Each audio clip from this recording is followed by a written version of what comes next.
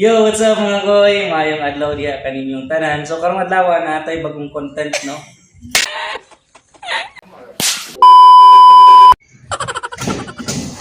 Yo, what's up mga koy? Mayong adlaw diha kaninyong tanan. Ako si Pau Pau. So karon natay bagong content which is called A Day in My Life as a Barber. So balik ko ninyo guys sa atong routine starting buntag gikan sa balay hangtod magabi diri sa atong shop o kung sa among ginabuhat diri sa adlaw-adlaw. So palihog na lang po og like o follow o share sa atong video guys ug ganahan po mo makita og sa may naning mga videos. Thank you kayo og daghang salamat. Buntag pa lang dul sugod na ang atong adlaw kisama sa uban na puti pangandoy nga maadunahan. Uban nato atong duha ka pinalangga sa kinabuhi kay karon sa shop kita wala may kauban. Sa matag adlaw natong pakigbisog dul iampo nato ang agihan ta sa kahitasan. Isa mo tuokag sa dili dul ang tanan na iyang panahon. Dili lang magdali-dali kay moabot ra ang panahon nga kita na po'y paboran. Ang importante lang diha dul wala tay gitamakan o wala tay gidaog-daog nga atong isig ka tawo. Magpasalamat ta sa mga butang nga naa sa ato karon kay kana wala sa uban. Ang ihang promise sa ato adul lihok lang kay iya hatang tabangan. Naandoy tang maadunahan dul dili para sa atong kaugalingon kundi dili para sa uban kay para daghan tag matabangan. Ug pila na may istorya dul naa na dayon ta diri duol sa atong ginatrabahoan. Sa mga kapakataan dul kung asa nakalocate atong shop naara ta diri sa may Artiaga dul likod ra gyud sa UIC. Ug karon dul naabot ta diri sa shop so inani ang gitsura sa gawas naara na dul sa may Tune Choice. So sa mga nakasuway na diri panuway gyapon mo. Ug as part sa atong daily routine mga amigo open na ta og shop para makasugod na ta og ato ang trabaho. Shoutout na lang po day ko sa akong partner diri nga supportive kaayo. Siya gyud nagbida-bida og video kay himuon daw ko niya vlogger. Vlogger oy. Ug ang opening hours day nato dul na sa 8 AM to 11 PM kada adlaw gina siya dul. Dili na mo matablaw og huwat kay tungod tulo na mi kabuok sa shop para maatiman gid mong tarong mga idol. Dari adol skip lang sa tagamay o proceed taon niya sa atong next nga routine.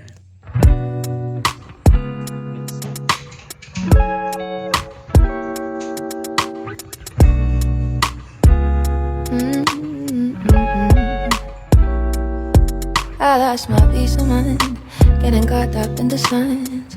Trying to find reason behind all the troubles in my sight. They said maybe tomorrow.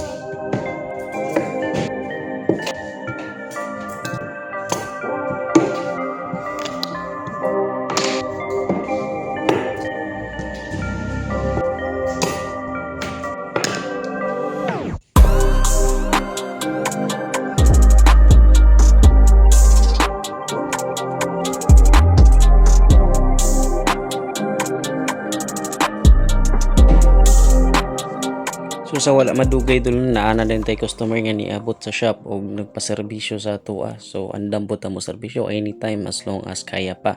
So kani siya dul mga alas 11 na ni sa buntag kay dili pod ta kaayo sayo naga-duty sa shop labon na karon kay kita ra isa. Ubay pod di ay ni duaw sa shop karong adlaw dul no maong murag medyo kapoy sad pod jud siya pero fulfilling man pod. Kay tinuod lang dul compassion gud nimo ang isa ka butang dili ka bation og kakapoy. Labi na dul og naay kabalo ka nga naay mga tawo nga nagaasa sa imo o pag-uli nimo na ay nagahulat sa imo kana mo'y pinakanindot nga feeling dol. Insert lang day akong baby dra dol sige panghagad og sayaw. Gusto ka siya sige sayaw while gagupit ko sige pambira. Peekaboo! I see you. Tenderi ang apart mga idol, gabi na gyud kayo ni siya mga around 10 PM na ni siya og nakauli ta ni mga time medyo 11 na gyud kapin. So need na to mo sayo og uli kay mo duty pa akong partner pod. So basically magkita ra gyud may mga 30 minutes every night. Pero pag adlaw makita bod may mga 2 hours. So mo rin ang routine na mo kinahanglan na mo mag duty duha para ma-fulfill na mo og ma-provide na mo ang panginahanglan sa among bata.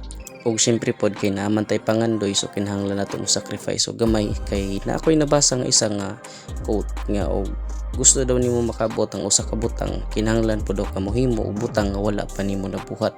So inana ra gid siya kasayon dol. So salamat po kayo sa imong pagsuporta o pagtanaw ni nga video hinaot kay mo ni i-share o i-like o palihog na lang po og follow. So ang kapait pagid ni dol kinaabtan tag-ulan alas 12 na sa gabi. Pero bahala na, safe ta makauli. Salamat kayo dol og sa sunod video na po. Thank you.